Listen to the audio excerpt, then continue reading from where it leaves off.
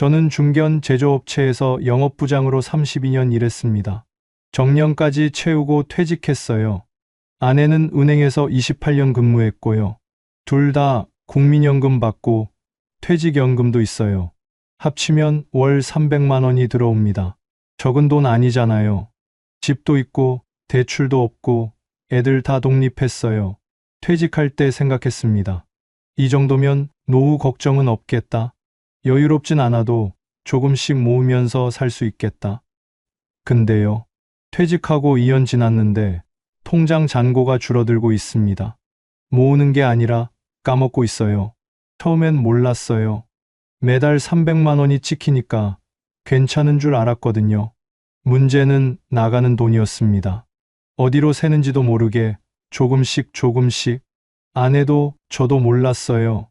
아니, 모른 척 했는지도 모르겠습니다. 버는 게 문제가 아니었어요. 우리 부부가 왜 이렇게 됐는지 처음부터 말씀드릴게요. 퇴직하고 2년이 지났을 때였어요.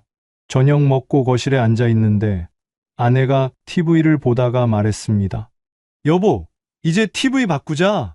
10년 넘었잖아. 화면도 어두워지고 소리도 예전 같지 않았거든요. 리모컨도 버튼이 잘 안 눌렸습니다. 근데 그동안 참았어요. 퇴직했다고 바로 이것저것 사면 안 될 것 같았거든요. 2년 동안 아꼈으니까 이제 하나 정도는 괜찮겠다 싶었습니다. 요즘 65인치 괜찮은 거 200만 원이면 되더라고요. 주말에 가전 매장 가기로 했어요. 아내도 신이 났습니다. 가기 전에 통장을 확인했어요. 얼마나 모였나 보려고요. 없었습니다. 2년이에요. 매달 300만 원씩 들어왔어요. 제 국민연금, 아내의 국민연금, 퇴직연금까지 합쳐서요. 24달이면 뭐라도 모여 있어야 하잖아요. 많이 바라지도 않았어요. 몇백만 원이라도 있으면 됐거든요. 근데 통장 잔고가 퇴직할 때랑 비슷했습니다. 아니, 비슷하면 다행이에요. 오히려 줄어 있었습니다. 처음엔 제가 잘못 본 줄 알았어요. 눈이 침침해서 그런가 싶었습니다. 핸드폰 글씨를 크게 해놓고 다시 봤어요. 맞았습니다. 손이 떨리더라고요. 아내한테 보여줬습니다. 아내도 한참 들여다봤어요. 이상하다. 우리 뭐 큰 거 썼었나? 생각해봤습니다. 차 바꾼 것도 아니에요. 해외여행 간 것도 아니고요. 큰 병원비 나간 것도 아니었습니다. 애들한테 목돈 보낸 적도 없었어요. 퇴직하고 처음 몇 달은 정말 좋았거든요. 32년 동안 아침마다 출근하다가 이제 안 해도 된다는 게 꿈만 같았어요. 알람 없이 눈 떠지면 일어나고 눈치 볼 사람도 없었습니다. 아내는 저보다 1년 먼저 퇴직한 상태였고요. 둘이 늦잠 자고 늦은 아침 같이 먹었습니다. 오후엔 산책도 하고 마트도 같이 갔어요. 이게 노후구나 싶었습니다. 연금 들어오면 외식도 하고 필요한 것도 샀어요. 근데 사치하진 않았습니다. 비싼 거 안 먹었어요. 옷도 거의 안 샀고 골프도 안 쳤어요. 그냥 평범하게 살았습니다. 근데 왜 돈이 없는 거예요? TV는 그날 안 샀습니다. 가전 매장 안 가고 집에 앉았어요. 거실 탁자 위에 통장을 펴놓고 1년치 내역을 훑었습니다. 들어오는 건 똑같았어요. 매달 25일 300만 원. 문제는 나가는 쪽이었습니다. 자동이체가 줄줄이 있었어요. 보험, 모임 회비, 이름 모를 구독료. 하나하나는 작았습니다. 3만 원, 5만 원, 7만 원. 대수롭지 않은 금액들이었어요. 근데 그게 10개가 넘었습니다. 제가 물었습니다. 이거 다 뭐야? 아내가 고개를 저었어요. 나도 몰라. 이렇게 많았어? 우리 둘 다 몰랐습니다. 매달 이렇게 빠져나가는 줄. 통장에 찍히는데 왜 몰랐을까요? 들어오는 것만 봤던 거예요. 나가는 건 안 본 겁니다. 그날 밤 잠이 안 왔습니다. 300만 원이 들어오는데 왜 모자라지? 아내도 안 자고 있었어요. 서로 말은 안 했지만 같은 생각하고 있었을 겁니다. 200만 원짜리 TV 하나 사려다가요. 우리 부부 현실을 봤습니다. 알고 보니 문제는 한두 가지가 아니었습니다. 통장 내역에서 제일 먼저 눈에 들어온 게 보험이었어요. 자동이체로 빠져나가는 항목을 세어봤습니다. 보험이 10개였어요. 잠깐, 10개? 저도 놀랐습니다. 분명히 8개였거든요. 실비보험은 기본이잖아요. 저 하나, 아내 하나. 요즘 세상에 실비 없으면 불안하니까요. 종신보험도 젊을 때 들어놓은 거 각자 있었고요. 암보험도 하나씩 있었습니다. 아내는 연금보험도 있었어요. 거기에 아내가 친구한테 들어준 거 하나. 그렇게 해서 8개. 이건 제가 알고 있었습니다. 근데 10개였어요. 2개가 더 있었습니다. 언제 이렇게 늘어난 거지? 아내한테 물었습니다. 이거 뭐야? 나 처음 보는 건데. 아내가 잠깐 뜸을 들이더니 말했어요. 그거 은주한테 또 들었어. 은주요. 아내 고등학교 동창이에요. 보험 일한 지 꽤 됐습니다. 예전에 아내가 하나 들어준 거 알고 있었어요. 그건 8개 안에 있었거든요. 근데 또 들었다고요? 아내가 말했습니다. 작년에 연락 왔거든. 좋은 거 나왔다고. 이건 진짜 좋은 거래. 보장도 넓고 나중에 도움 된다고. 친구가 그렇게 권하는데 안 들을 수가 없었어. 아내의 말로는 은주가 직접 집까지 왔대요. 서류 들고 와서 설명해주고 커피도 마시면서 수다 떨다가 사인했다더라고요. 옛날 친구가 이렇게까지 하는데 어떻게 거절해 그랬어요. 저는 할 말이 없었습니다. 왜냐면요. 저도 하나 들어줬거든요. 막내 여동생이에요. 작년에 보험 일 시작했습니다. 어느 날 전화가 왔어요. 오빠, 나 이번에 보험 시작했거든. 첫 달이라 실적이 필요해. 하나만 들어줘. 목소리가 조심스럽더라고요. 부탁하는 게 미안한 것 같았어요. 그게 더 마음이 쓰였습니다. 가족이잖아요. 안 들어줄 수가 없었어요. 월 5만 원이라고 했습니다. 그 정도야 뭐 생각했어요. 동생이 힘들다는데 5만 원 아까워하면 되겠어요. 막상 해보니까요. 그 5만 원이 문제였습니다. 아내가 물었어요. 그래서 그거 뭔 보험인데? 제가 대답했습니다. 암보험. 아내의 얼굴이 굳었어요. 나도 암보험인데 예전 암보험 서류를 꺼내서 비교해봤습니다. 둘이 나란히 앉아서 하나하나 읽었어요. 보장 내용이 거의 비슷했습니다. 우리 부부 원래 암보험이 각자 있었거든요. 거기에 또 들어준 거예요. 완전 중복이었습니다. 그제야 보험료를 다 계산해봤어요. 계산기 두드리면서 숫자를 적었습니다.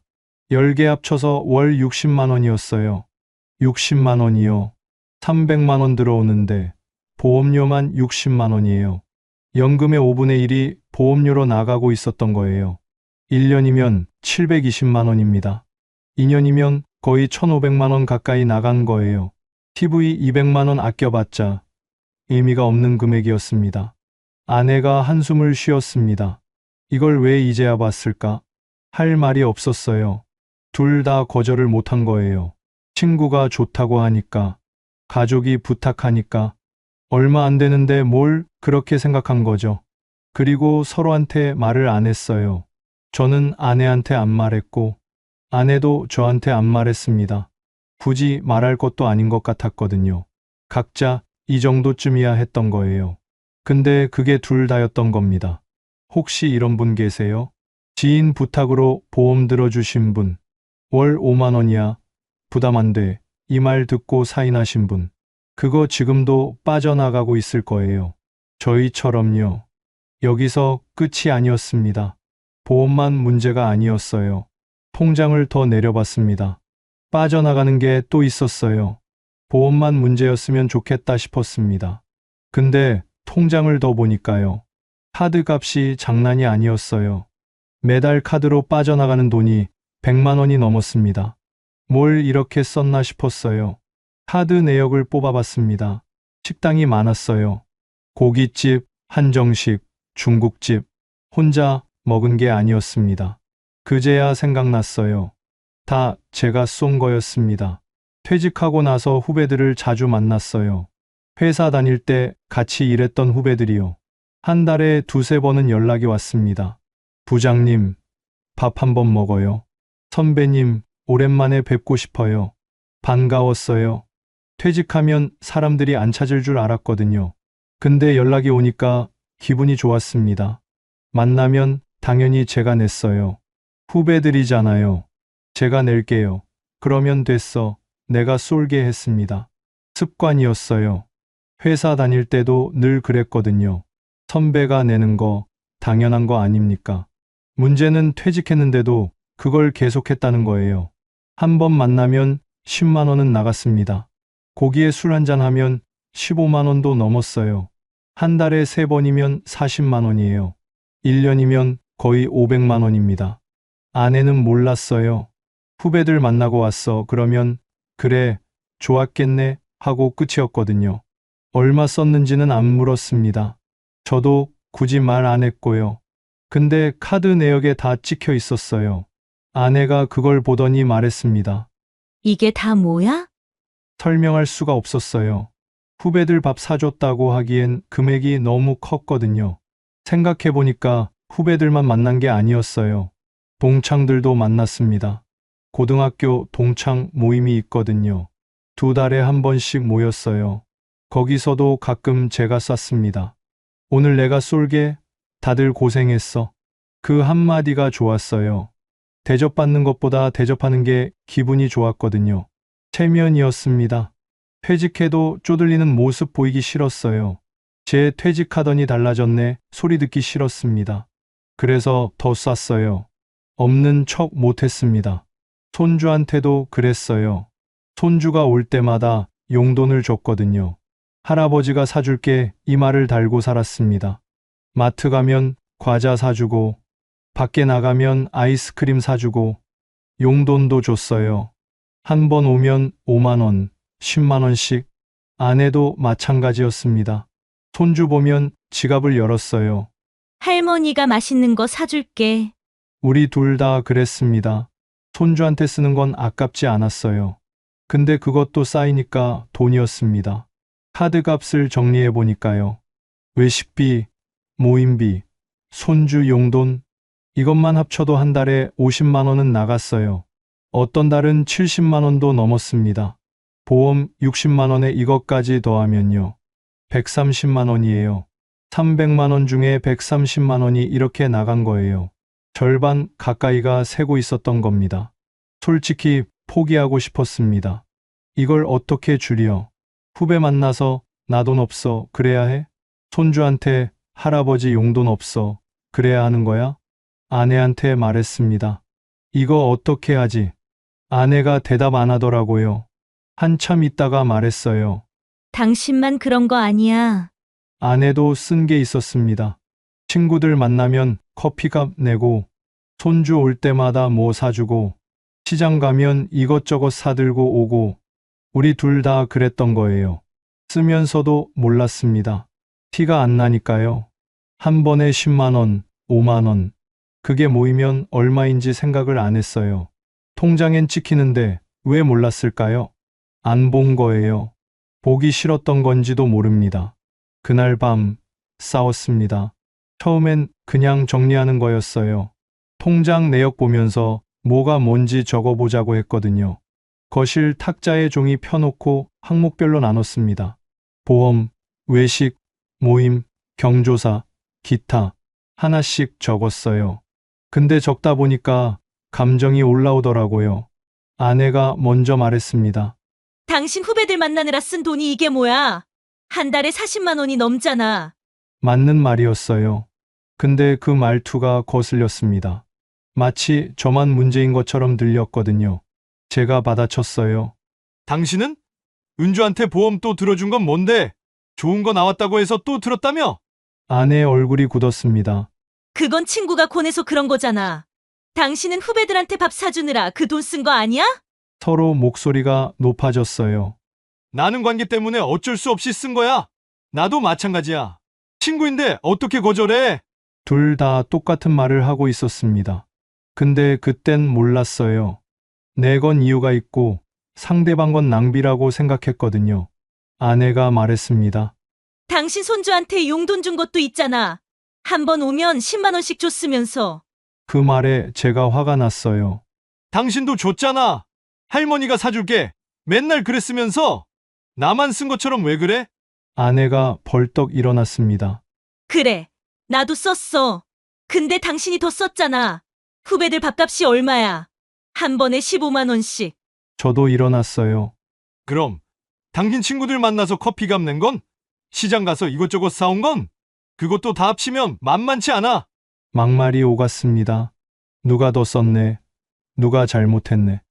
서로 손가락질했어요. 나도 아껴 쓴다고 썼어. 근데 당신은 밖에서 뭘 쓰는지 나한테 말도 안 했잖아. 할 말이 없었어요. 맞았거든요. 저도 말 안 했고 아내도 말 안 했어요. 각자 썼습니다. 서로 몰랐고요. 그날 밤 말을 안 했습니다. 아내는 안방으로 들어갔고 저는 거실에 있었어요. TV 소리만 켜놓고 멍하니 앉아 있었습니다. 다음 날도 말이 없었어요. 밥상은 차려져 있었는데 같이 안 먹었습니다. 아내가 먼저 먹고 치웠더라고요. 저는 혼자 먹었어요.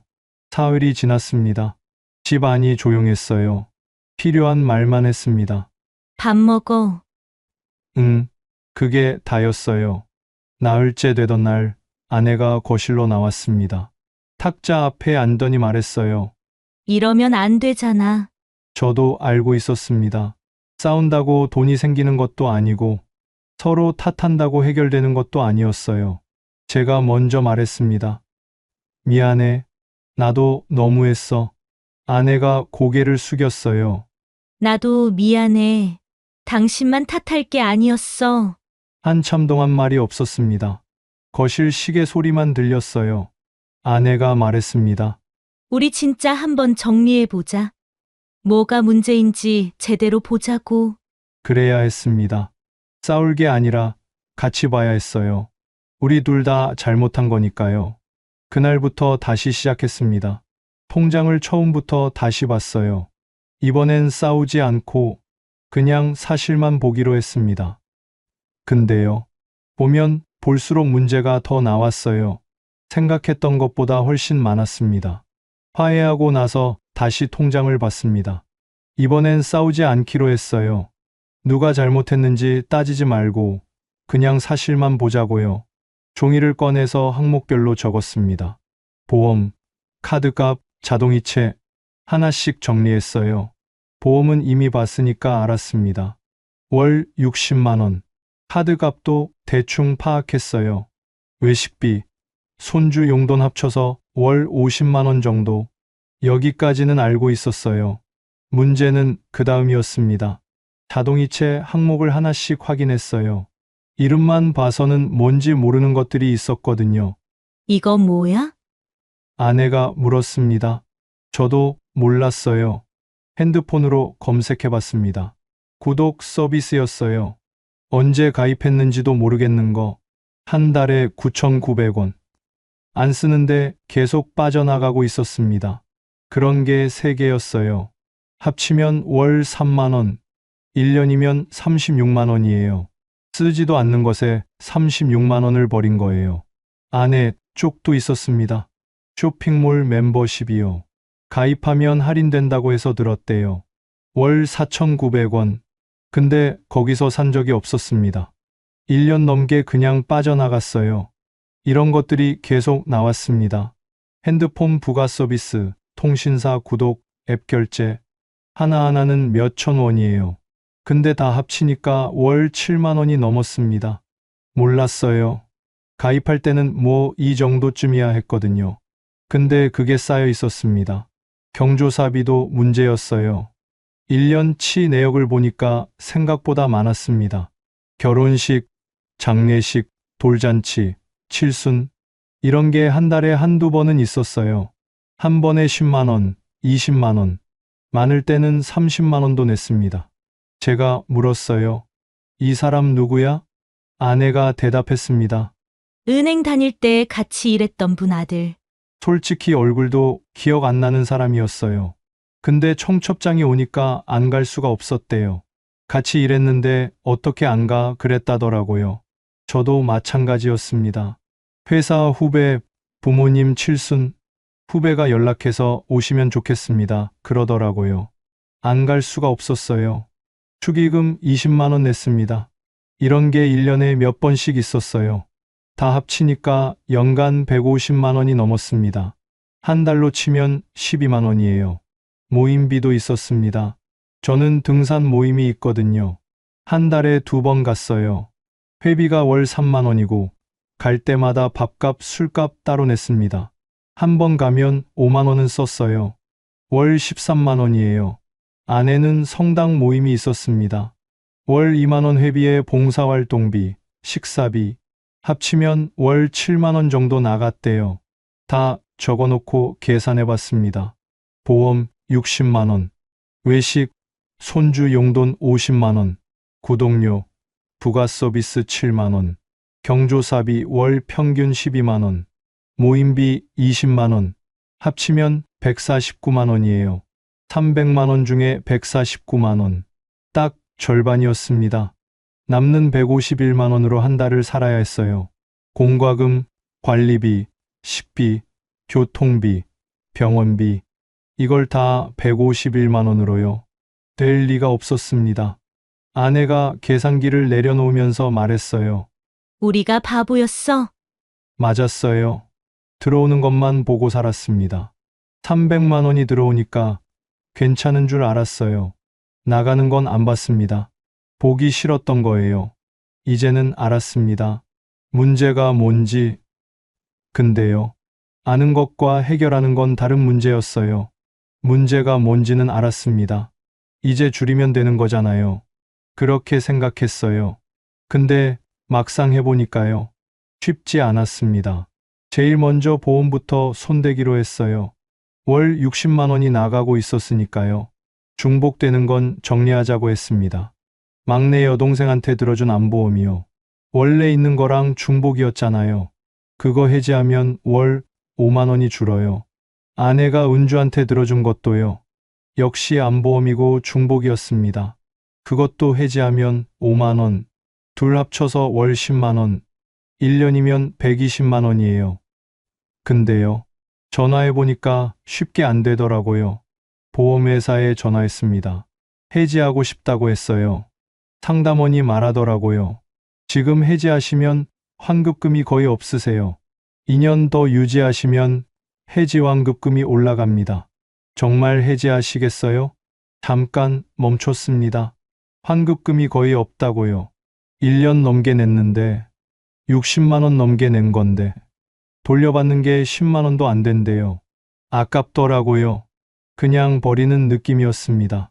상담원 말대로 2년만 더 유지하면 환급금이 올라간다는데 근데 2년이면 또 120만 원을 더 내야 하잖아요. 어떻게 해야 할지 모르겠었습니다. 해지하자니 지금까지 낸 돈이 아깝고 유지하자니 계속 나가는 돈이 부담되고 아내한테 말했어요. 이거 어떡하지? 아내도 한숨을 쉬었습니다. 나도 전화해봤는데 똑같대. 은주한테 들어준 보험도 마찬가지였어요. 해지하면 손해, 유지해도 손해, 어느 쪽이든 손해였습니다. 그리고 더 어려운 게 있었어요. 사람 문제요. 제가 막내 여동생한테 전화했습니다. 보험 얘기 꺼내려고요. 근데 막상 말이 안 나왔어요. 오빠, 보험 해지할게 이 말이요. 입에서 안 나왔습니다. 동생이 열심히 일하고 있거든요. 첫 해가 제일 힘들다고 들었어요. 실적 채우느라 고생하고 있는데 오빠가 해지하면 어떻게 되는 거야? 실적에서 빠지는 거 아닌가? 불이익 받으면 어떡해? 결국 말 못했습니다. 별일 없지? 그러고 끊었어요. 아내도 마찬가지였어요. 은주한테 연락해서 해지한다고 말해야 하는데 친구한테 어떻게 그런 말을 해 그러더라고요. 은주 체면도 있잖아. 그래서 보험은 그대로 두기로 했습니다. 일단 보류요. 언젠간 정리해야 하는데 지금은 못하겠다. 그렇게 미뤘어요. 구독 서비스는 좀 끊었습니다. 이건 사람이 없으니까요. 핸드폰으로 해지하면 되는 거였어요. 근데 이것도 쉽지 않았어요. 해지 버튼이 어디 있는지 모르겠더라고요. 앱을 이리저리 눌러봤는데 안 나와요. 결국 고객센터에 전화했습니다. 상담원 연결하는 데만 20분 걸렸어요. 겨우 연결됐는데요. 상담원이 말하더라고요. 정말 해지하시겠어요? 지금 해지하시면 혜택이 사라지는데요. 한 달만 더 써보시고 결정하시는 건 어떠세요? 귀찮았습니다. 그냥 끊고 싶은데 자꾸 붙잡더라고요. 아니요, 해지할게요. 3번은 말했어요. 그제야 해지됐습니다. 이런 식으로 하나씩 끊었어요. 쓰지도 않는 구독 서비스 3개, 아내 쇼핑몰 멤버십, 통신사 부가 서비스. 다 끊는데 일주일 걸렸습니다. 월 7만 원을 줄인 거예요. 1년이면 84만 원이에요. 적은 돈 아니잖아요. 근데요. 해놓고도 기분이 이상했어요. 60만 원짜리 보험은 못 끊었거든요. 사람 때문에, 체면 때문에, 미안해서 7만 원은 끊었는데 60만 원은 못 끊었습니다. 뭔가 잘못된 것 같았어요. 아내가 말했습니다. 우리가 돈 때문에 이렇게까지 해야 하나? 친구한테, 가족한테 해지한다고 말하는 게 이렇게 어려운 거였어. 돈을 줄이는 게 문제가 아니었습니다. 관계가 걸려 있었어요. 그게 제일 어려웠습니다. 그래도 하나는 알았어요. 한꺼번에 다 못 바꾼다는 거. 작은 것부터 하나씩, 할 수 있는 것부터 시작해야 한다는 거. 보험은 나중에 다시 생각하기로 했습니다. 지금 당장은 못 끊겠으니까요. 대신 다른 걸 줄여보기로 했어요. 보험은 못 끊었지만 다른 건 줄여보기로 했습니다. 할 수 있는 것부터요. 제일 먼저 바꾼 건 후배들 만나는 거였어요. 퇴직하고 나서 후배들 연락 오면 다 나갔거든요. 반가우니까요. 근데 매번 제가 냈잖아요. 그게 한 달에 40만 원이었습니다. 이번엔 다르게 해보기로 했어요. 연락이 왔습니다. 부장님, 밥 한번 먹어요. 예전 같으면 바로 나갔을 거예요. 근데 이번엔 솔직하게 말했습니다. 그래, 좋지. 근데 이번엔 각자 내자. 전화기 너머로 잠깐 조용했어요. 네? 아, 네. 후배가 당황한 것 같았습니다. 만나서도 좀 어색했어요. 계산할 때 제가 안 일어나니까요. 후배가 슬쩍 저를 보더라고요. 제가 말했습니다. 나 요즘 아끼고 있어. 미안하다. 그랬더니 후배가 웃으면서 말했어요. 아이고, 부장님, 당연히 각자 내야죠. 맨날 부장님이 내셔서 저희가 민망했어요. 그 말을 듣는데 허탈했습니다. 후배들도 불편했던 거예요. 저만 몰랐어요. 혼자 체면 차린다고 돈 쓰고 있었던 거예요. 그 뒤로 만남 횟수도 줄였습니다. 한 달에 3번 만나던 걸 한 번으로요. 그리고 만나면 각자 냈어요.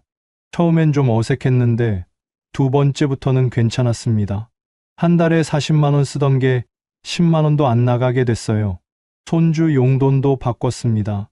이건 아내랑 같이 정했어요. 손주가 오면 할아버지, 할머니가 경쟁하듯이 줬거든요. 할아버지가 사줄게. 할머니가 맛있는 거 사줄게. 둘 다 지갑을 열었어요.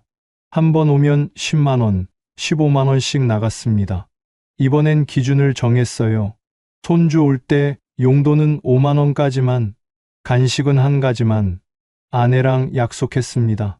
둘 다 주지 말고 한 명만 주기로요. 처음엔 좀 그랬어요. 손주가 할아버지, 이거 사줘 하는데 안 돼가 안 나오더라고요. 근데 아내가 옆에서 눈치를 주니까 참았습니다. 다음에 사줄게, 그렇게 말했어요. 손주가 실망한 것 같았어요. 마음이 아팠습니다. 근데 어쩔 수 없었어요. 이렇게 안 하면 우리가 무너지니까요. 모임도 줄였습니다. 저는 등산 모임을 끊었어요.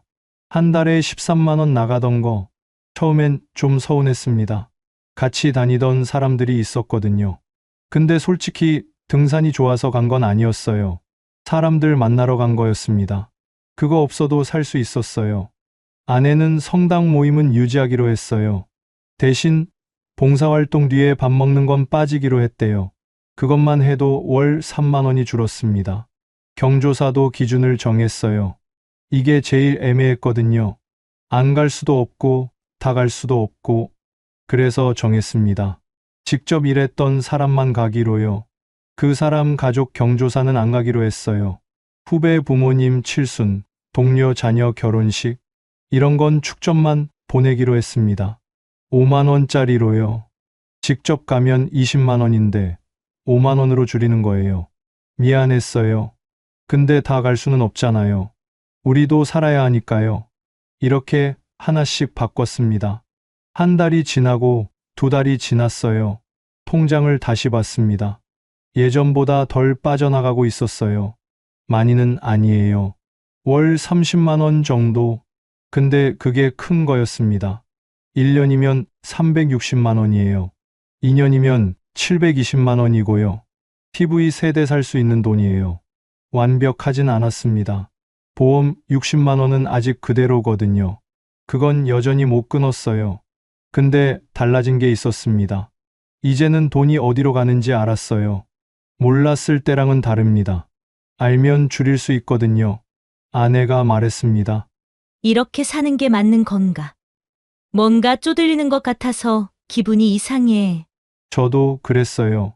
손주한테 안 돼 하고 후배한테 각자 내자 하고 예전 같으면 상상도 못했을 일이었습니다. 근데요. 이렇게 안 하면 우리가 진짜 무너지는 거예요. 쪼들리는 게 아니라 현실을 보는 거였습니다. 6개월이 지났습니다. 줄인 거 한번 정리해 봤어요. 후배의 만남이요. 월 40만 원 쓰던 거 10만 원으로 줄였습니다. 만남 횟수 줄이고 각자 내기로 했거든요.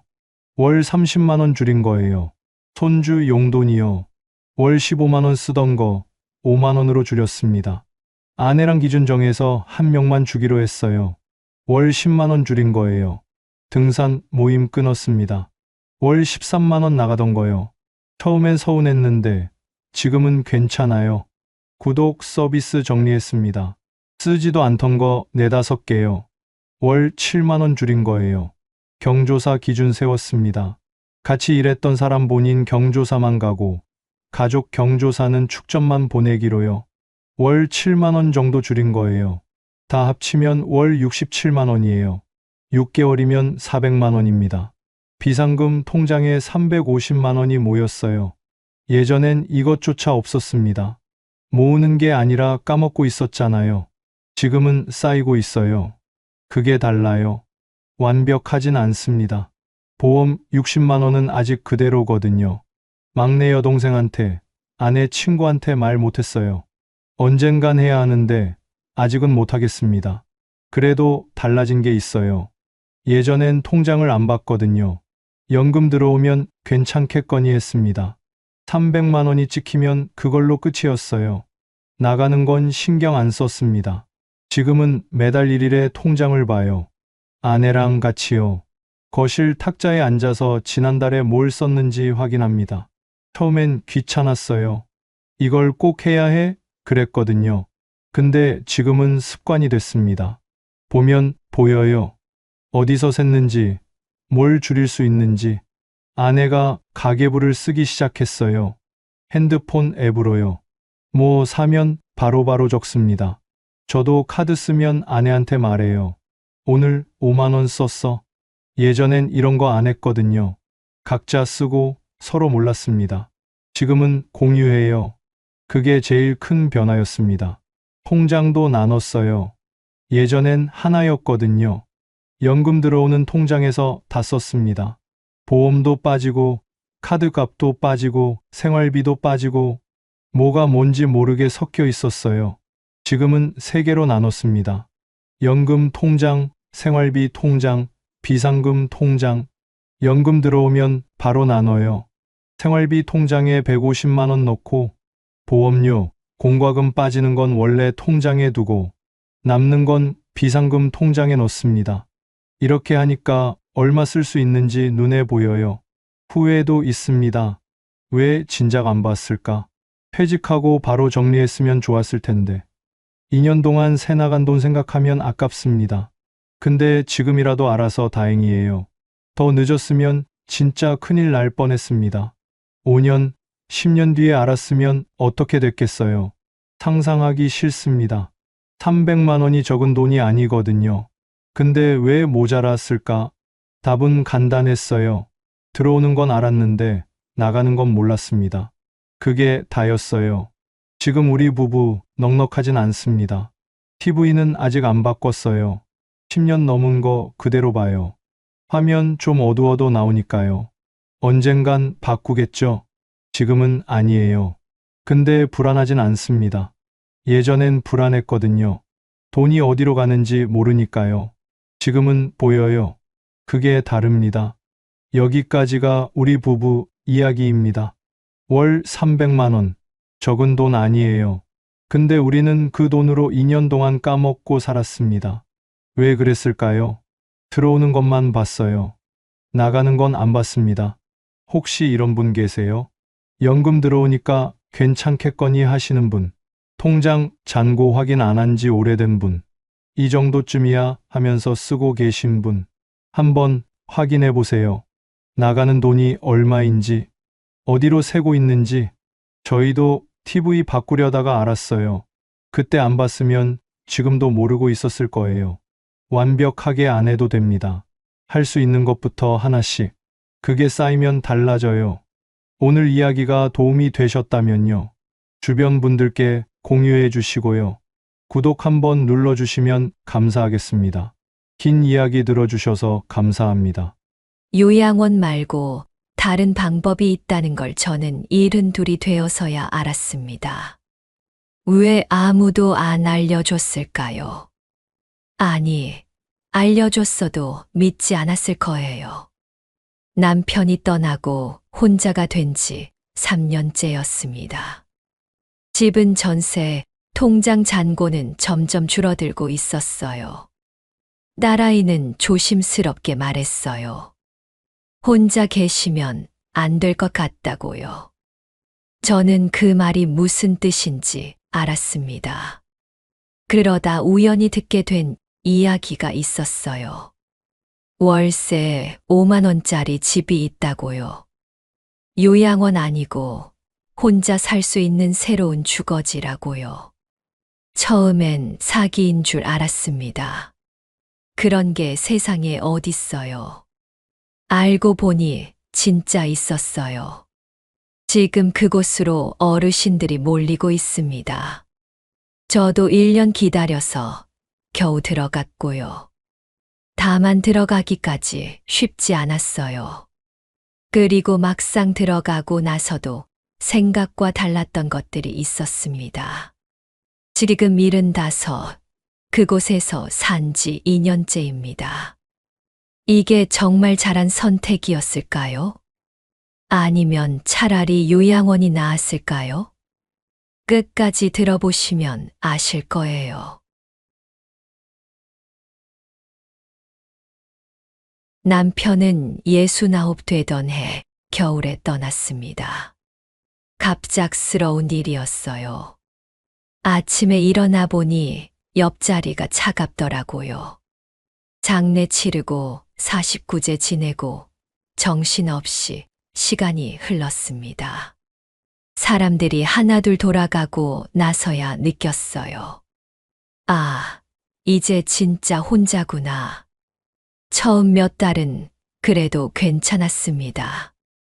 딸아이가 자주 들렀고 동네 사람들도 안부를 물었어요. 바쁘게 지내다 보면 하루가 금방 갔습니다. 그때까지만 해도 괜찮았어요. 문제는 시간이 지나면서였습니다. 딸도 자기 살림이 있으니 매일 올 수는 없었어요. 동네 사람들도 각자 사정이 있고요. 어느 순간부터 하루 종일 아무도 안 만나는 날이 생기기 시작했습니다. 제일 힘든 건 밥 먹을 때였어요. 남편 살아있을 때는 대화가 없어도 괜찮았거든요. 마주 앉아서 밥 먹는 것만으로도 충분했습니다. 혼자가 되니까 숟가락 소리만 방 안에 울렸어요. TV를 켜놔도 허전한 건 마찬가지였습니다. 밥맛이 없어서 대충 몇 숟갈 뜨다가 그냥 치우는 날이 많았어요. 그러다 보니 살이 빠지기 시작했습니다. 한 달에 2kg, 3kg씩 줄었어요. 딸아이가 얼굴 보더니 깜짝 놀라더라고요. 엄마 왜 이렇게 야위었어요? 밥은 제대로 먹어요? 제대로 먹는다고 했습니다. 걱정시키기 싫었거든요. 밤은 더 무서웠어요. 불을 끄고 누우면 온갖 생각이 다 들었습니다. 지금 내가 쓰러지면 누가 알아줄까? 며칠 동안 아무도 모르면 어쩌나. 그런 뉴스 본 적 있잖아요. 혼자 사시던 어르신이 돌아가시고 며칠 뒤에 발견됐다는 거. 남 일 같지가 않더라고요. 그래서 전화기를 꼭 베개 옆에 두고 잤습니다. 뭔가 있으면 119 누르려고요. 근데 손가락 떨리면 버튼을 못 누를 것 같았어요. 그 생각하면 잠이 안 왔습니다. 새벽 서너 시에 깨면 다시 못 잤어요. 천장만 보면서 아침을 기다렸습니다. 해가 뜨면 그제야 조금 안심이 됐어요. 밤만 되면 또 무서워지고요. 그렇게 1년이 지났습니다.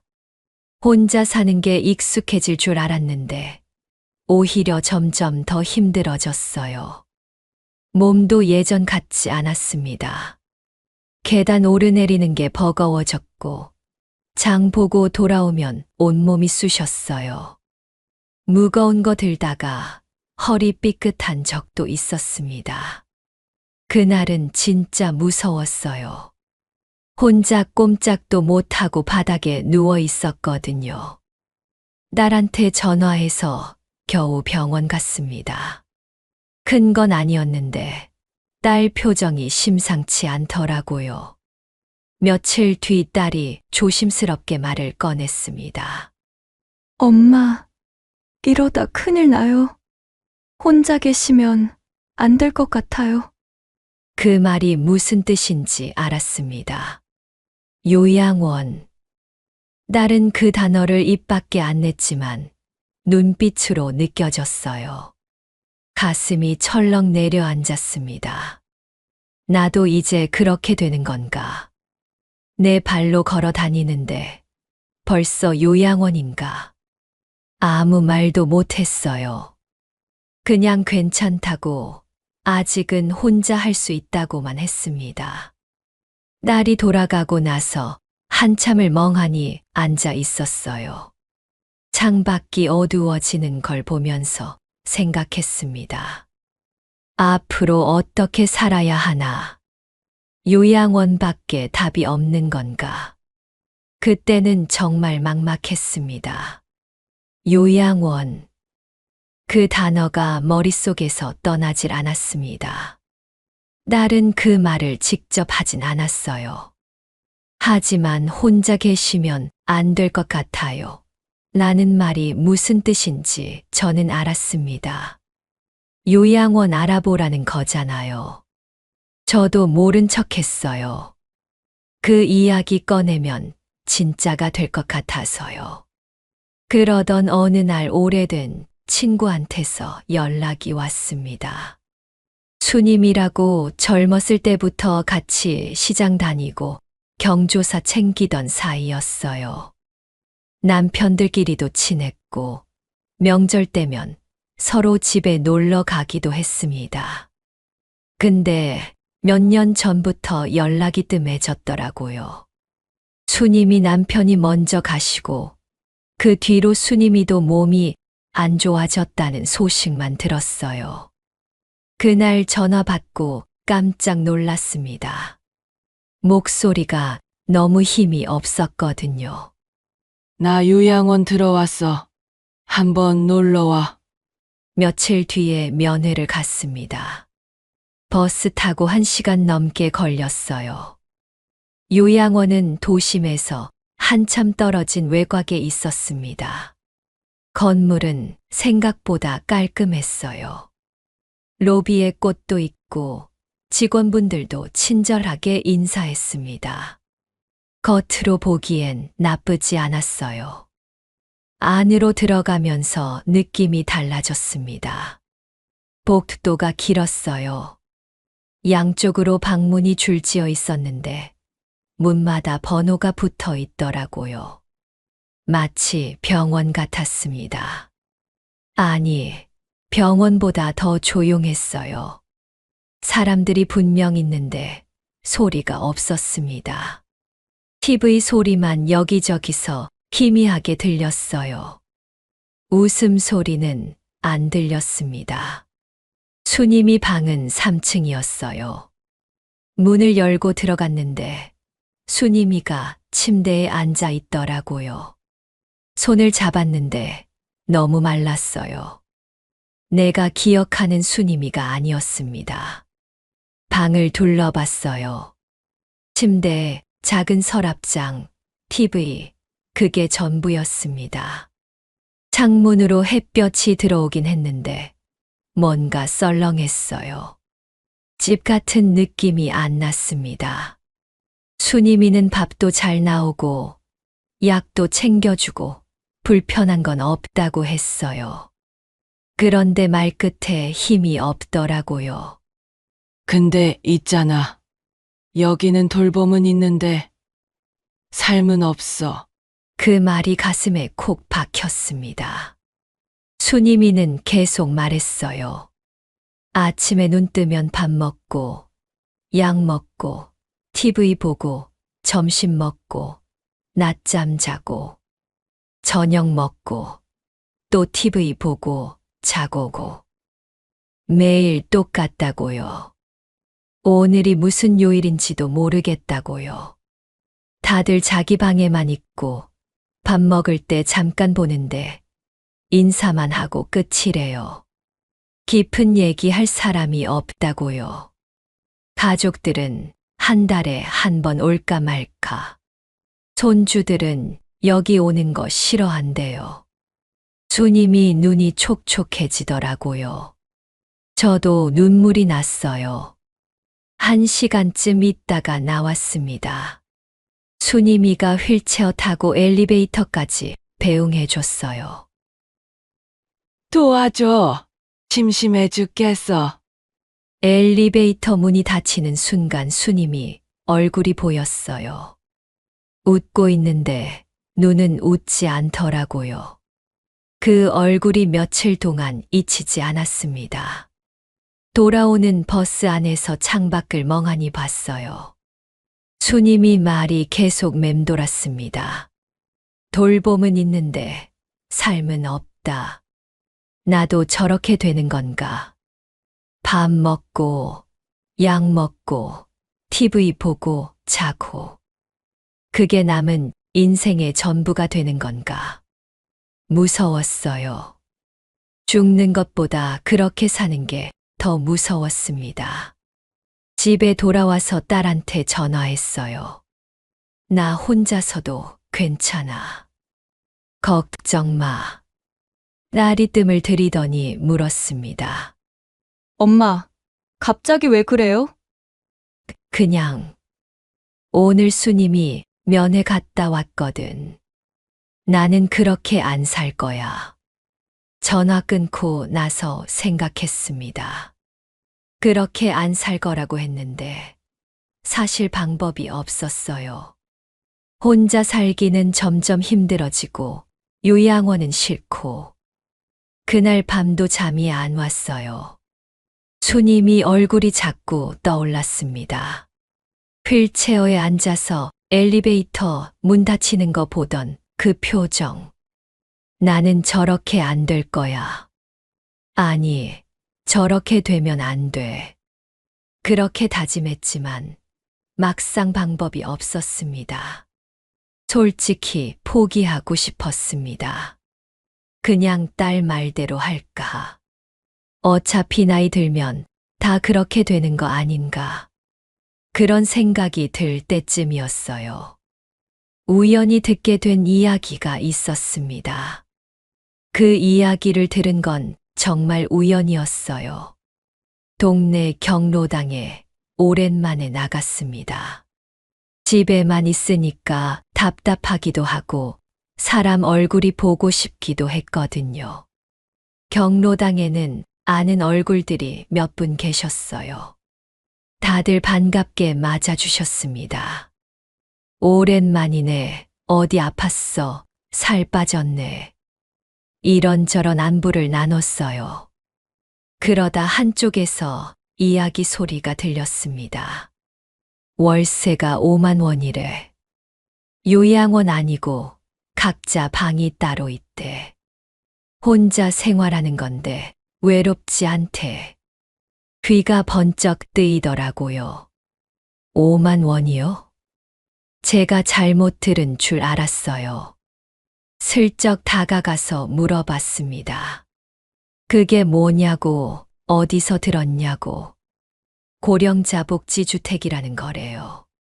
나라에서 운영하는 어르신 전용 임대주택이라고. 동생이 작년에 들어갔는데 좋다더라고요. 처음엔 믿기지 않았어요. 솔직히 사기 아닌가 싶었습니다. 요즘 어르신들 노리는 사기가 얼마나 많은데요. 집에 돌아와서 딸한테 전화했어요. 나 오늘 경로당에서 이런 얘기 들었는데 이런 거 진짜 있어. 딸이 알아보겠다고 했습니다. 며칠 뒤 딸이 찾아왔어요. 핸드폰으로 뭘 보여주더라고요. 진짜 있었어요. 사진도 있었습니다. 작은 원룸 구조인데 깔끔했어요. 화장실에 안전 손잡이가 있고 비상벨도 설치되어 있었습니다. 이게 바로 그거구나. 요양원 아니고 혼자 살 수 있는 새로운 주거지. 딸이 신청 조건도 알아봤대요. 나이도 되고 조건도 맞을 것 같다고. 서류 준비하면 도와주겠다고 했어요. 가슴이 두근거렸습니다. 이런 게 있었는데 왜 몰랐을까? 며칠 뒤 딸이랑 같이 주민센터 갔어요.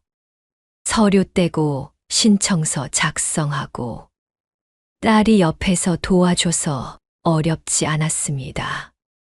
접수증 받았을 때 손이 떨렸어요. 이게 되면 내 인생이 달라질 수도 있겠구나. 오랜만에 희망이 생겼습니다. 그때까지만 해도 괜찮았어요. 신청만 하면 금방 들어갈 줄 알았거든요. 생각처럼 쉽지 않았어요. 신청하고 나서 연락이 올 줄 알았어요. 일주일, 열흘, 보름. 아무 소식이 없었습니다. 딸한테 물어봤어요. 원래 이렇게 오래 걸리는 거냐고. 딸이 다시 알아보더니 말해줬습니다. 인기 있는 지역은 대기가 길대요. 짧으면 6개월, 길면 2년도 기다린대요. 2년이요? 순간 막막해졌습니다. 2년이면 74이에요. 그때까지 내가 버틸 수 있을까? 몸은 점점 안 좋아지는데 그래도 기다리기로 했어요. 다른 방법이 없었으니까요. 한 달이 지났습니다. 연락이 없었어요. 2달이 지났습니다. 여전히 없었어요. 석 달째 되던 날 딸한테 전화가 왔어요. 목소리가 조심스럽더라고요. 서류에 문제가 있대요. 소득 증명 서류가 하나 빠졌다고. 다시 제출해야 한대요. 가슴이 철렁했습니다. 분명히 다 챙겼다고 생각했거든요. 딸이랑 같이 확인도 했었는데 알고 보니 건강보험료 납부 확인서 기간이 잘못됐대요. 최근 6개월치가 필요한데 3개월치만 뗐던 거예요. 다시 주민센터 가서 서류 떼고 또 제출하고 번거롭기도 했지만 그보다 불안했어요. 혹시 이것 때문에 순서가 밀리는 건 아닌지.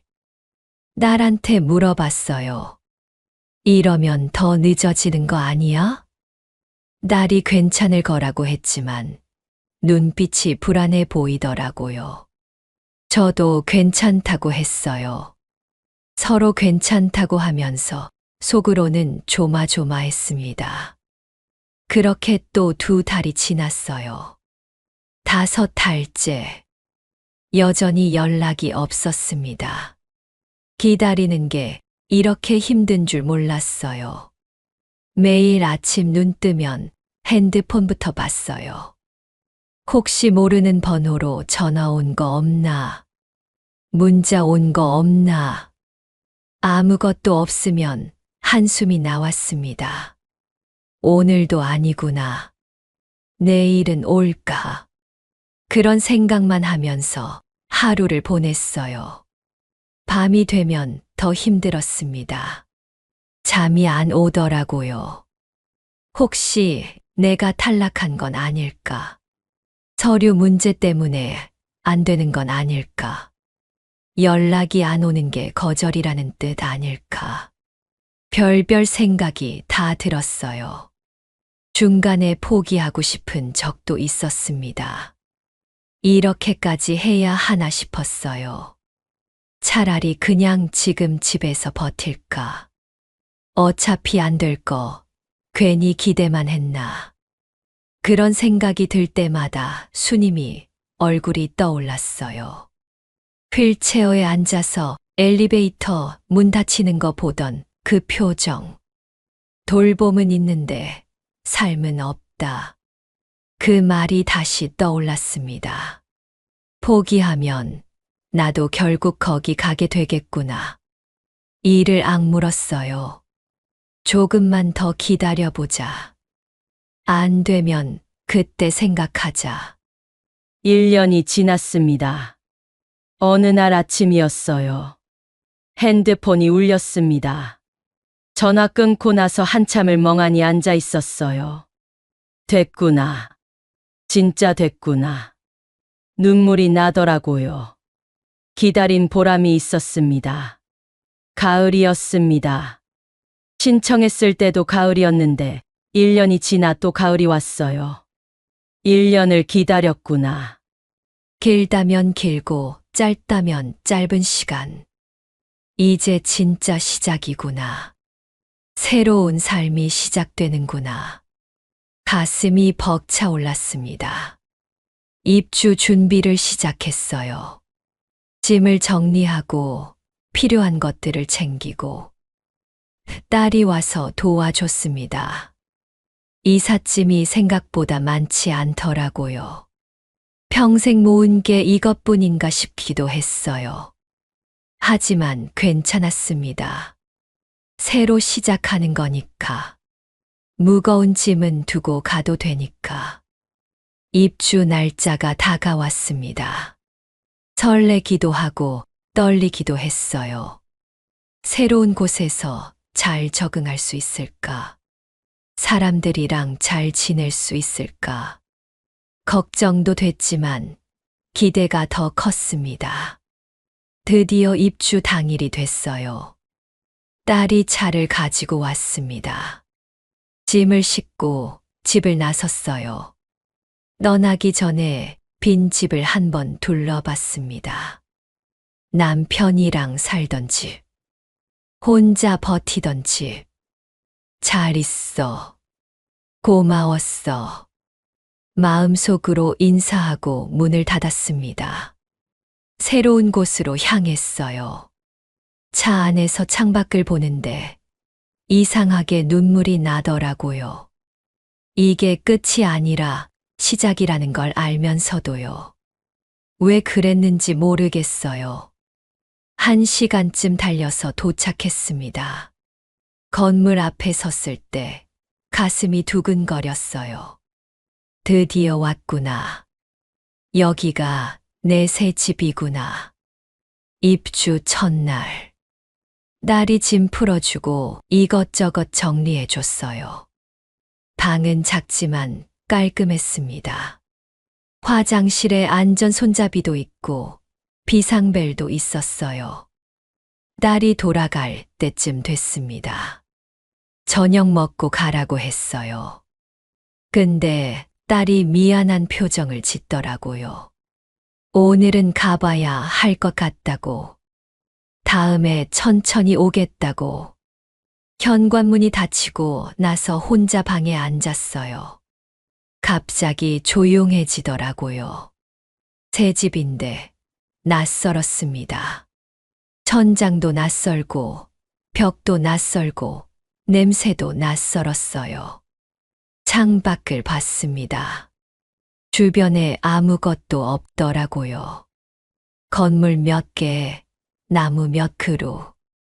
도심에서 한참 떨어진 외곽이었어요. 버스 정류장까지 걸어서 15분. 병원 가려면 버스 타고 40분. 생각보다 멀었습니다. 첫날 밤 잠이 안 왔어요. 오히려 집에 있을 때보다 더 외롭더라고요. 여기 와서 뭐가 달라진 걸까? 혼자인 건 마찬가지잖아. 그런 생각이 들었습니다.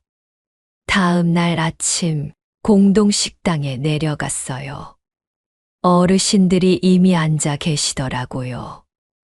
근데 다들 서로 아는 사이 같았어요. 웃으면서 얘기하고 반찬도 나눠 먹고 저만 겉도는 느낌이었습니다. 어디 앉아야 할지 모르겠더라고요. 빈자리 찾아서 조용히 앉았어요. 밥 먹는데 아무도 말 안 걸어줬습니다. 숟가락 소리만 들렸어요. 집에서 혼자 밥 먹을 때랑 뭐가 다르지? 사람들 사이에 있는데 더 외로웠어요. 며칠이 지나도 마찬가지였습니다. 다들 이미 그룹이 있더라고요. 새로 온 사람한테 관심이 없었어요. 아니, 관심이 없는 게 아니라 경계하는 것 같기도 했어요. 쟤는 누구야? 어디서 왔어? 그런 눈빛이 느껴졌습니다. 프로그램에도 나가봤어요. 체조 시간, 노래 교실. 근데 거기도 마찬가지였어요. 이미 친한 사람들끼리 뭉쳐 있었습니다. 저는 구석에 서서 따라만 했어요. 일주일쯤 지났을 때 딸한테 전화했어요. 명절에 와서 자고 가라고. 같이 밥도 먹고 얘기도 하고 싶었거든요. 근데 나중에 알았어요. 여기는 외부인 숙박이 안 된대요. 규칙이 그렇대요. 요즘 새로 지은 곳들은 게스트하우스가 있어서 가족이 와서 자고 갈 수 있다더라고요. 근데 제가 있는 곳은 없었어요. 딸이 명절에 왔다가 저녁 먹고 일어나면서 그러더라고요. 다음엔 우리 집에 가서 자요, 엄마. 고마운 말인 거 알아요. 근데 그 말 듣는 순간 괜히 눈물이 나더라고요. 현관문 닫히는 소리 듣는데 가슴이 먹먹했습니다. 그날 밤 혼자 누워서 생각했어요. 여기 온 게 맞는 건가? 차라리 그냥 집에 있을 걸. 후회가 밀려왔습니다. 그렇게 한 달쯤 지났을 때였어요. 여전히 어색했습니다. 식당에 가도 혼자 밥 먹는 날이 많았고, 프로그램에 나가도 구석에 서 있었어요. 그러던 어느 날이었습니다. 점심 먹고 할 일이 없어서 1층 로비에 앉아 있었어요. 멍하니 창밖을 보고 있는데 누가 옆에 앉더라고요. 같은 층에 사는 분이었어요. 복도에서 몇 번 마주친 적 있었는데 인사만 하고 지나갔던 사이였습니다. 그분이 먼저 말을 걸어줬어요. 새로 오셨죠? 어디서 오셨어요? 적응하기 힘들죠? 저는 그냥 네 하고 대답했어요. 근데 그분이 계속 얘기해 주더라고요. 본인도 처음 왔을 때 한 달 동안 울었대요. 여기 사람들이 차갑게 느껴지고 외롭고 후회도 많이 했대요. 석 달 지나니까 좀 달라지더라고요. 그 말이 마음에 남았습니다. 석 달. 조금만 더 버텨보자. 그분 이름은 영숙 씨였어요. 저보다 2살 많은 77. 영숙 씨가 이것저것 알려줬습니다. 몇 시에 체조 가면 사람이 적은지, 어느 테이블에 앉으면 편한지, 누구는 말이 많으니까 조심하라고, 누구는 괜찮은 사람이라고. 그런 정보들이 도움이 됐어요. 조금씩 다른 분들하고도 인사를 하게 됐습니다. 안녕하세요. 밥 드셨어요? 오늘 날씨 좋네요. 그런 인사들이 오가기 시작했어요. 2달째 되던 날, 영숙 씨가 텃밭에 같이 가보겠냐고 물었어요. 건물 뒤편에 작은 텃밭이 있었습니다. 어르신들이 직접 가꾸는 거래요. 상추, 쪽파, 고추 같은 것들이 심어져 있었어요. 흙 냄새를 맡으니까 이상하게 마음이 편해지더라고요. 오랜만이었어요. 뭔가 살아있다는 느낌이 드는 게. 저도 텃밭 한 구역 받았습니다. 영숙 씨가 지금 시기엔 쪽파가 좋다고 알려줬어요. 같이 묘종도 사러 가고 심는 법도 배웠습니다. 흙을 만지면서 생각했어요. 이게 나쁘지 않구나. 식당 밥도 괜찮았습니다. 한 끼에 2,000원. 혼자 해 먹는 것보다 싸고 편했어요. 처음엔 정해진 시간에 먹어야 하는 게 불편했거든요. 근데 익숙해지니까 오히려 편했습니다. 뭐 해 먹지, 이런 고민이 사라졌어요. 다만 관리비는 생각보다 많이 나왔습니다. 월세는 5만 원인데 관리비 고지서 보고 깜짝 놀랐어요. 15만 원이 넘게 나왔거든요. 월세보다 관리비가 3배나 비쌌습니다. 관리 인력 인건비가 많이 들어간다더라고요. 처음엔 속상했어요. 이럴 줄 알았으면 더 알아볼 걸. 근데 다 합쳐도 20만 원 정도였어요. 혼자 집에서 살 때 월세의 공과금에 이것저것 나가던 거 생각하면 오히려 낫습니다. 무엇보다 돈으로 바꿀 수 없는 게 있었어요. 아침에 눈 뜨면 오늘은 누구 만나지 하는 생각이 들었습니다. 혼자 집에 있을 때는 없던 감각이었어요. 석 달이 지났습니다. 영숙 씨 말이 맞았어요. 석 달 지나니까 좀 달라졌어요. 완전히 익숙해진 건 아니었습니다. 여전히 불편한 것도 있었고 서운한 것도 있었어요. 그래도 달라진 게 있었습니다. 아침에 눈 뜨는 게 덜 무서워졌어요. 넉 달째 되니까 하루가 바빠졌어요. 아침 7시 반에 체조가 있었습니다. 처음엔 귀찮아서 안 나갔는데 영숙 씨가 자꾸 가자고 해서 따라갔어요.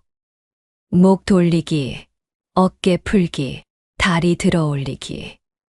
별거 아닌 동작들이었는데 하고 나면 몸이 가벼웠습니다. 무엇보다 좋은 건 사람들이었어요. 오늘 컨디션 어때요?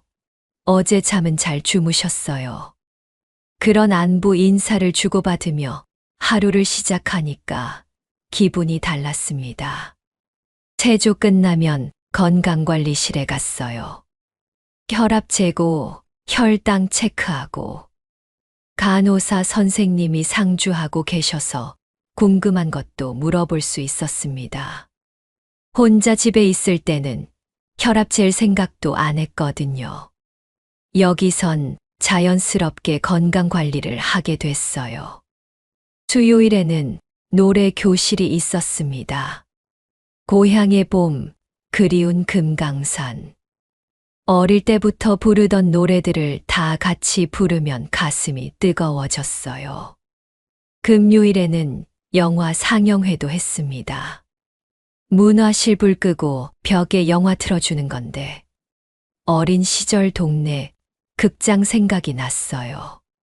슬픈 장면에서는 훌쩍거리는 소리가 들리고 웃긴 장면에서는 다 같이 웃고 영화 끝나면 자연스럽게 감상을 나눴습니다. 옛날 생각이 많이 나네. 주인공이 우리 딸 닮았어. 그런 이야기들을 들으면서 각자의 인생을 엿볼 수 있었어요. 텃밭일도 재미가 붙었습니다. 쪽파가 자라는 걸 보는 게 그렇게 뿌듯할 줄 몰랐어요. 영숙 씨랑 같이 수확해서 나눠 먹기도 했습니다. 내가 키운 거로 반찬에 먹으니까 맛이 다르더라고요. 5달째 되던 날 딸이 찾아왔어요. 얼굴 보더니 깜짝 놀라더라고요. 엄마, 살쪘어요. 얼굴이 밝아졌어요. 그 말 듣는데 괜히 눈물이 났어요. 딸이 저녁 먹고 가겠다고 해서 식당에 같이 갔습니다. 영숙 씨도 소개해 줬어요. 딸이 인사하면서 고맙다고 하더라고요. 엄마 잘 챙겨주셔서 감사하다고. 헤어질 때 딸이 그러더라고요. 엄마, 표정도 많이 밝아졌어요. 다행이에요. 이번엔 덜 서운했습니다. 여기도 내 집이니까요. 밤에 혼자 방에 누워서 생각했어요. 처음 왔을 때는 후회만 했거든요. 여기 와서 뭐가 달라지나, 혼자인 건 마찬가지잖아. 근데 달라진 게 있었어요. 아침에 만날 사람이 있었습니다. 점심에 같이 밥 먹을 사람이 있었어요. 저녁에 안부 물어봐 줄 사람이 있었습니다. 밤중에 쓰러져도 비상벨 누르면 누군가 온다는 안심도 있었어요. 그게 얼마나 큰 건지 혼자 살아보지 않은 사람은 몰라요. 사람은 혼자 살면 안 되는구나. 누군가와 함께 있어야 사람답게 사는구나. 그 깨달음이 가슴 깊이 새겨졌습니다. 지금 75. 여기 들어온 지 2년째입니다. 완벽한 곳은 아니에요. 솔직히 말하면요. 관리비는 여전히 비싸고 외부인 숙박은 안 되고 도심에서 멀어서 병원 가려면 버스 타고 40분 걸려요. 식당 밥이 입에 안 맞는 날도 있고 어르신들 사이에서 기싸움도 있어요. 가끔은 그냥 집에서 살 걸 그랬나 싶을 때도 있습니다. 근데요. 그때마다 생각해요. 그럼 지금 나는 어디 있었을까? 혼자 집에서 라면 끓여 먹고 있었을까요? 아니면 수님이처럼 요양원 침대에 누워 있었을까요? 그 생각하면 여기가 낫습니다. 며칠 전에 수님이한테 전화했어요. 요양원에 있는 그 친구요. 목소리가 더 힘이 없어졌더라고요. 요즘 밥맛도 없고 하루가 너무 길대요. 나는 어제 텃밭에서 상추 땄다. 영숙이랑 노래 교실 갔다. 그런 얘기를 했더니 수님이가 그러더라고요. 너는 잘한 거야. 거기 간 거. 그 말 듣는데 마음이 복잡했어요. 수님이도 여기 왔으면 좋았을 텐데. 진작에 알았으면 좋았을 텐데. 요양원만 답인 줄 알았거든요. 저도 그랬고 수님이도 그랬고. 근데 아니었어요. 다른 길이 있었습니다. 물론 여기도 언젠가는 떠나야 할 수도 있어요. 몸이 더 안 좋아지면 결국 요양원 가야 할 수도 있고요. 그건 저도 알아요. 근데 지금은 아니에요. 지금은 여기서 괜찮습니다. 아침에 눈 뜨면 체조 가고, 점심에 영숙 씨랑 밥 먹고, 오후에 텃밭 가고, 저녁에 프로그램 나가고, 바쁘진 않아도 할 일이 있어요. 무엇보다 사람이 있습니다. 밤에 혼자 누워도 덜 무서워요. 비상벨 누르면 누군가 온다는 걸 아니까요. 내일 아침에 만날 사람이 있다는 걸 아니까요. 요즘 가끔 이런 생각을 해요. 남편이 살아 있었으면 여기 같이 왔을까? 같이 텃밭 가꾸고, 같이 밥 먹고, 같이 체조했을까? 그랬으면 좋았겠다 싶다가도 또 생각해요. 지금 이 사람들이 있으니까 괜찮다고. 영숙 씨도 있고, 다른 어르신들도 있고, 새 식구들이 생긴 거예요. 혼자가 아니에요. 이제는요. 혹시 지금 혼자 사시는 분 계세요? 요양원 가기는 싫은데 다른 방법을 모르겠다는 분요. 저도 그랬어요. 2년 전까지는요. 고령자 복지주택. 이런 게 있다는 거 저는 72에 우연히 알았습니다. 왜 아무도 안 알려줬을까? 진짜 억울했어요. 그래서 이 이야기 했습니다. 저처럼 모르고 지나가는 분 없으셨으면 해서요. 혹시 주변에 혼자 사시는 어르신 계시면 이 영상 보여주세요. 요양원만 답이 아니라는 거 알려주세요. 도움이 되셨다면 구독이랑 좋아요 한 번씩만 눌러주세요. 저 같은 사람 이야기 앞으로도 계속 전해드릴게요. 감사합니다.